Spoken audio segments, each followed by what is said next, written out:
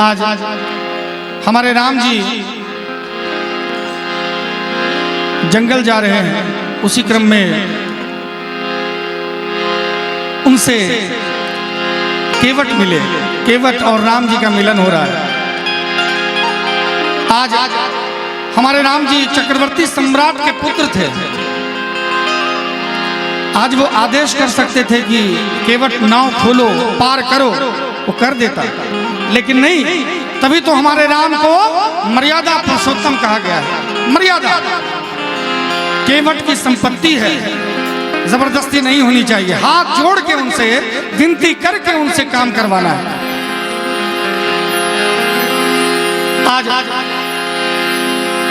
ऐसा वक्त आया है कि जो सबको पार करने वाले हैं, जो सबके जीवन की नैया पार करते हैं, वो भी आज खुद पार होने के लिए केवट के दरवाजे पे आए हैं। कभी कभी भगवान को भी, कभी कभी भगवान को भी भक्तों से काम पड़े। जाना था गंगा पार प्रभु केवट की नाव चढ़े। जाना था गंगा पार प्रभु केवट की नाव चढ़े। कभी कभी भगवान को भी, कभी कभी भगवान को भी भक्तों से काम पड़े। जाना था गंगा पार प्रभु केवट की नाव चढ़े। जाना था गंगा पार प्रभु केवट की नाव चढ़े।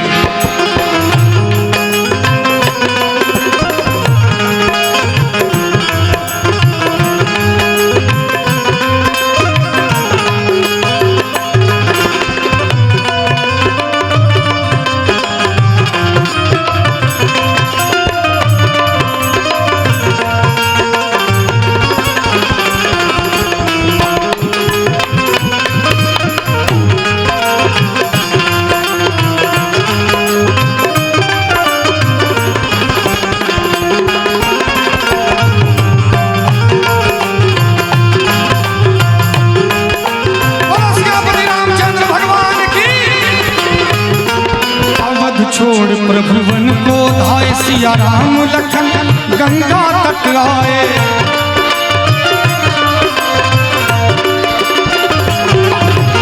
अवध छोड़ प्रभुवन को धाय सिया राम लखन गंगा तट आए। केवट मन ही मन हर्षाए, घर बैठे प्रभु दर्शन पाए। हाथ जोड़ कर प्रभु के आगे, हाथ जोड़ कर प्रभु के आगे, हाथ जोड़ कर प्रभु के आगे केवट मगन खड़े। जाना था गंगा पार प्रभु केवट की नाव चढ़े। जाना था गंगा पार प्रभु केवट की नाव चढ़े।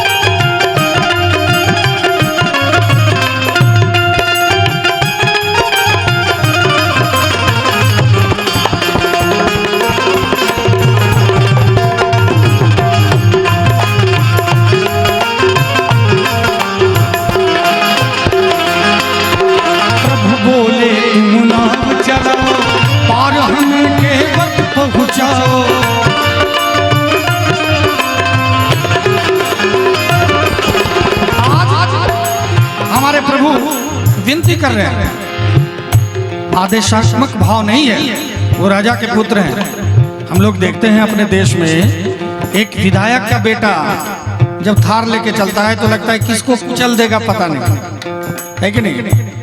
किसको कुचल देगा, किसको मार देगा, किसको खा लेगा। एक विधायक का बेटा, एक मुखिया का बेटा इतने एटीट्यूड में चलता है कि लगता है कि क्या हो गया है पता नहीं। लेकिन वो वैसे सूरमा के पुत्र थे जो देवता और दानव का युद्ध चल रहा था। उस समय देवताओं ने मदद के लिए दशरथ जी को को बुलाया था। इतने बड़े महान योद्धा के पुत्र थे, महाराज दशरथ के सुपुत्र राम जी, और खुद अपने आप में जगतपति। और वो केवट से हाथ जोड़ के कह रहे हैं कि हे केवट, प्रभु बोले तुम नाव चलाओ, पार हमें केवट पहुंचाओ।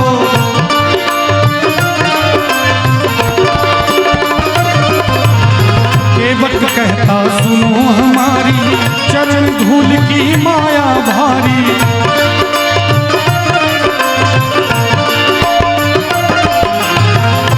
लेकिन राम जी विनम्रता से केवट जी को कह रहे हैं, और केवट जी सोचे कि आज राम जी दरबार पे आए हैं, हमारे दरवाजे पे आए हैं, कुछ तो फायदा उठा ही लिया जाए, है कि नहीं? हम लोग भी फायदा चाहते हैं। आज केवट भी सोच रहे हैं हम भी कुछ फायदा उठा ले। केवट को एक उपाय सूझी, ऐसे कैसे कहें इनसे। उन्होंने कहा कि हे प्रभु, मैंने सुना है आपके चरण एक पत्थर पर पड़े तो वो नारी हो गई, अहिल्या बन गई। आपके चरण की बड़ी महिमा है, आपके चरण में बड़ा जादू है। आपके चरण मेरे नाव पर पड़ेंगे और वो नाव भी अगर नारी हो गई, एक ही नारी से मैं परेशान हूं, दो नारी होगी तो क्या गड़बड़ हो जाएगा फिर, है कि नहीं? अब ये तो चलो सह भी लेंगे, लेकिन जब वो नारी हो जाएगी तो जो नाव मेरे जीविका का साधन है, जिससे मेरे परिवार का, मेरे बच्चों का पेट पलता है, अब वो नाव ही नारी हो जाएगी तो मैं जीऊंगा कैसे? ऐसे नहीं होगा प्रभु, आपके चरण के धूल में कोई ना कोई जादू है, कोई ना कोई महिमा है। तो भगवान बोले कि क्या करना है बताओ भाई, लेकिन नाव पार करवा दो, विनती कर रहा हूं। तो केवट बोले हे प्रभु, मैं सबसे पहले चरण में जो धूली है उसको धोऊंगा, साफ करके पैर रखवाऊंगा, ताकि चरण पड़ते ही वो नाव नारी ना हो जाए। आज कहते हैं केवट अपने प्रभु से कि हे मेरे राम, केवट कहता सुनो हमारी, चरण धूल की माया भारी, चरण धूल की माया। मैं गरीब नैया मेरी, मैं गरीब नैया मेरी, नारी ना होई परे, जाना था गंगा पार केवट की नाव चढ़े, जाना था गंगा पार प्रभु केवट की नाव चढ़े।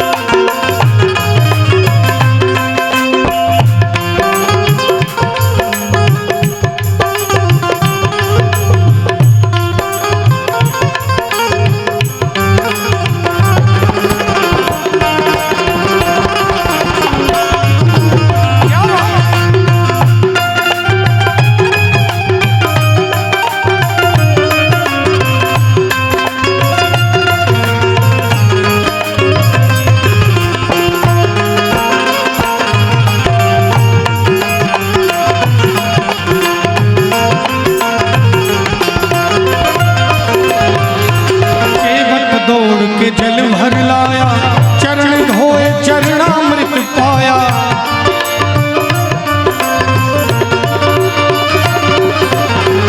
और केवट जो गए, छोटा बर्तन लेने के लिए नहीं गए थे, वो कोई सोचे कि बहुत बड़ा बर्तन ले लेते हैं। उन्होंने जिसमें आटा को गूथा जाता है, कठौता कहते हैं उसको, कठौता लेने गए। फिर वहां पर सोचा कि कठौता तो गड़बड़ हो जाएगा, फिर उन्होंने क्या किया, लकड़ी का कठौता लाया। ये जो चरणामृत होगा हम सब तो पी लेंगे, अब हमारे जो ममेरे फुफेरे मौसेरे भाई होंगे वो जब तक आएंगे खत्म हो जाएगा तो गड़बड़ हो जाएगा। लकड़ी का कठौता लाता हूं ताकि चरणामृत उसमें सोख ले। जैसे लकड़ी में जल को रखिएगा तो सोख लेता है, खत्म भी हो जाता है फिर भी उसमें जल रहता है। अब लकड़ी के कठौते को लेके केवट आ रहे हैं। अब देखिए, केवट दौड़ के जल भर लाया, चरण धोए चरणामृत पाया, चरण धोए चरणामृत पाया। वेद ग्रंथ जिनके गुण गाए, केवट उनको नाग चढ़ाए।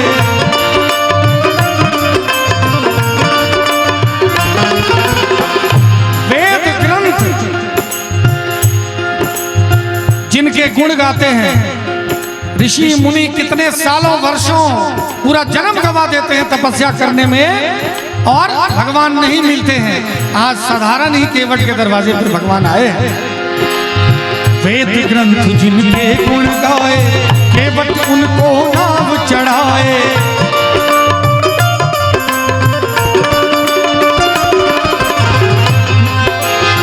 बरसे फूल गगन से ऐसे,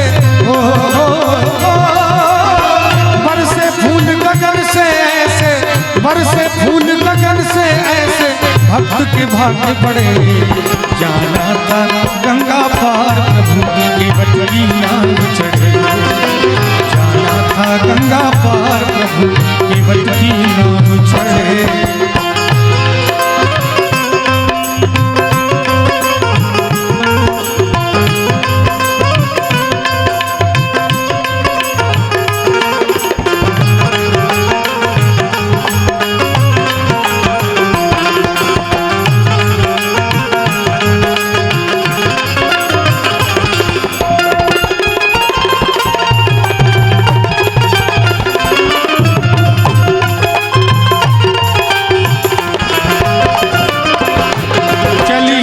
गंगा की धारा सिया राम लखन को पार उतारा।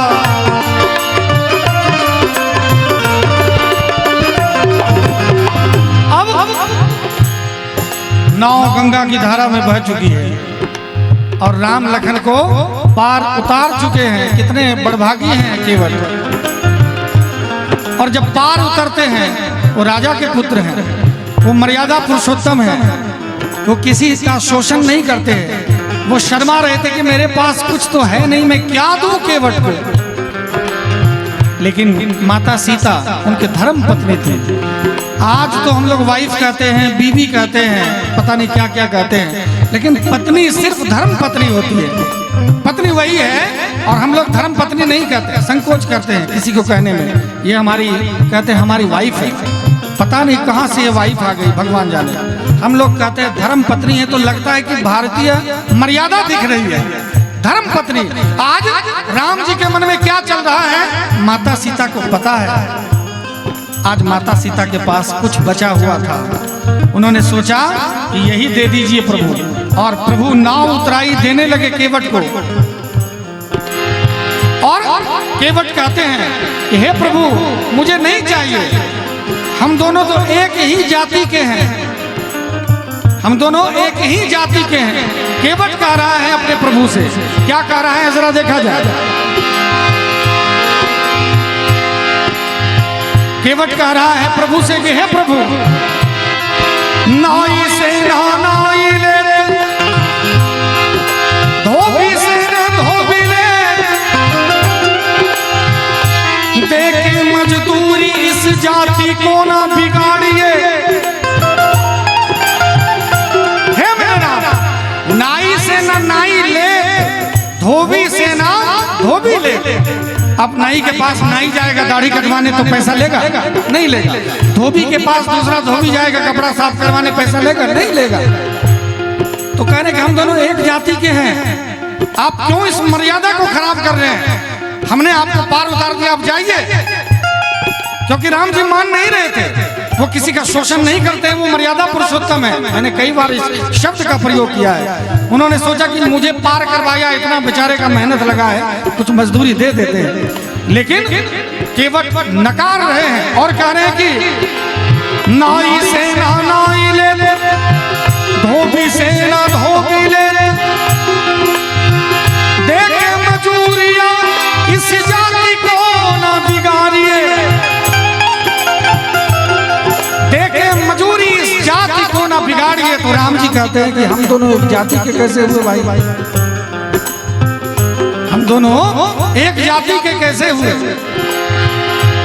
अब देखिए केवट कितना सुंदर कह रहे कि हे मेरे प्रभु, आज आप मेरे घाट पर आए तो मैंने आपको पार उतार दिया,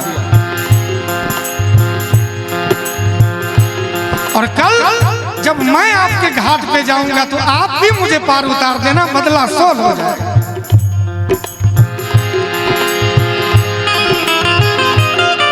आज आप मेरे घाट पे आए, मैंने आपको पार कर दिया। इसी तरह से जब मेरा शरीर छूटेगा, जब प्राण तन से निकलेगा, आपके चरणों में प्राण समाहित होगा, तो हमको भी इस संसार रूपी भवसागर से पार लगवा देना। बस इतना ही कहना। और ब्याज सहित, राम जी कह रहे हैं कि तुम तो ब्याज सहित मांग रहे हो। कैसे प्रभु? कहा कि तुम्हारा तो छोटा सा घाट था, मेरा तो घाट बड़ा है भाई।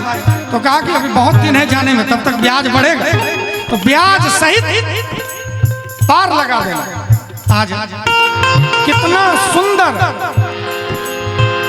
वो दृश्य होगा। कितना कहते हैं कि प्रभु का मान टले टल जाए, भक्त का मान न टलते देखा।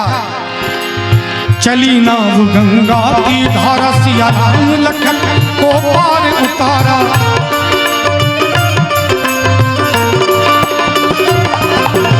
प्रभु देने लगना उतराई, केवट कहे नहीं रघुराई।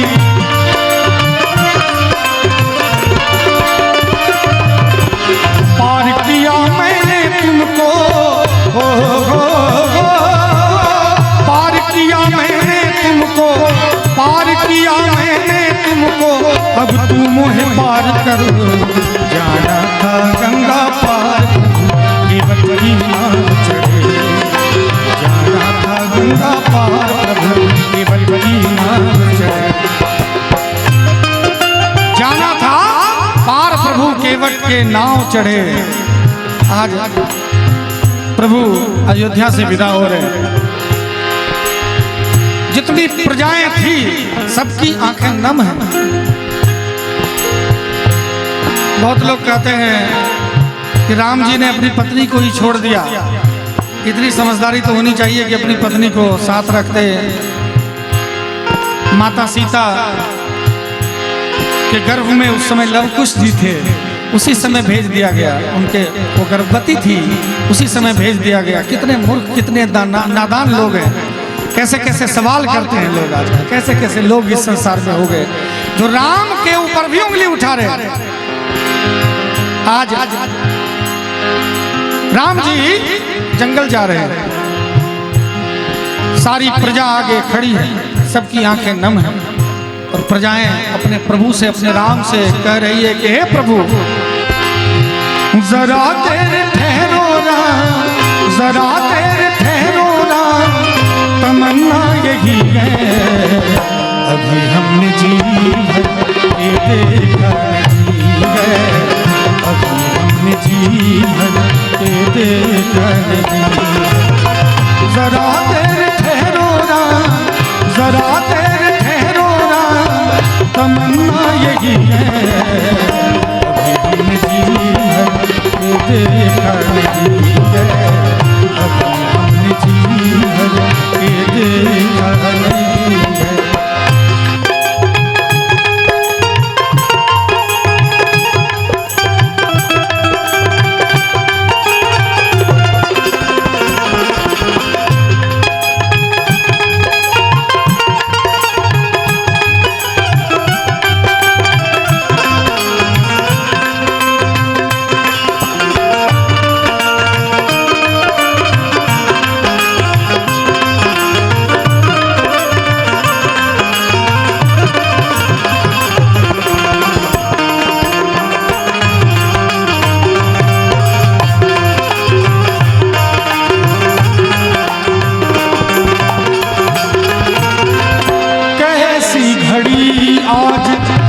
जीवन की आई, अपने ही प्राणों की करते विदाई।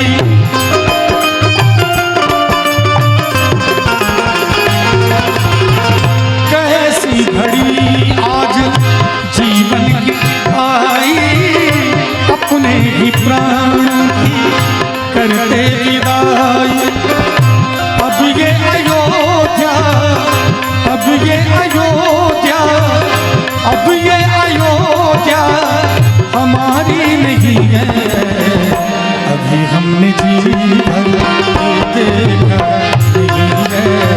अभी हमने जी भर। हे मेरे राम, आज प्रजा कह रही है कि प्रभु कैसी घड़ी आ गई कि जो महाराज दशरथ, जो माता कैकेयी आपको प्राण प्यारे कहते थे, प्राणों से भी ज्यादा प्यारे थे, आज वही आपको जंगल भेज रहे हैं। अब हमको भी इस अयोध्या में नहीं रहना है। सारी प्रजाओं की आंखें नम हैं और कह रही हैं, अब ये अयोध्या, अब ये अयोध्या, अब ये अयोध्या हमारी नहीं है। अभी हमने जी भर के देखा नहीं है, अभी हमने जी भर के देखा नहीं है।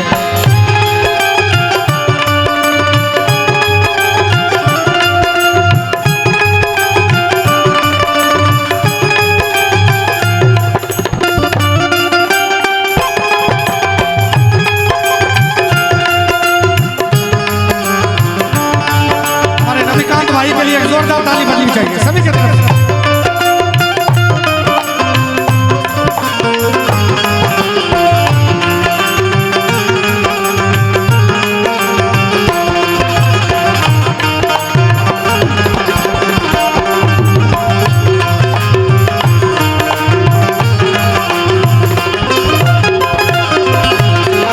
माता कौशल्या की आंख के तारे, दशरथ जी के वो तुम राज दुलारे।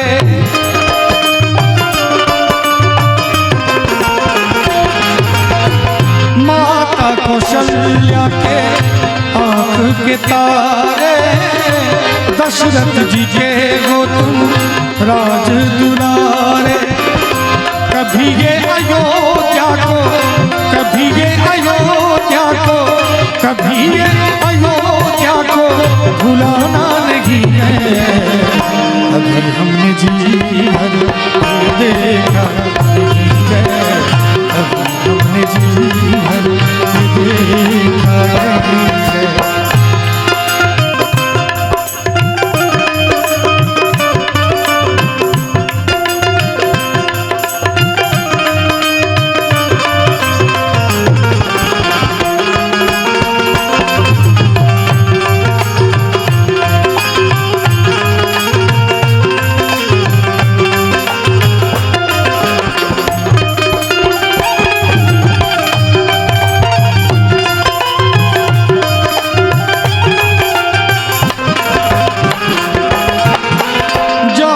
प्रभु अब समय हो रहा है, घरों का उजाला भी कम हो रहा है।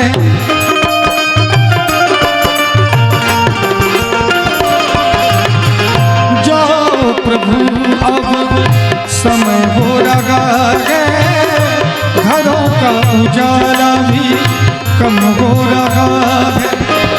अंधेरी निशा का, अंधेरी निशा का, अंधेरी निशा का ठिकाना नहीं है। अभी हम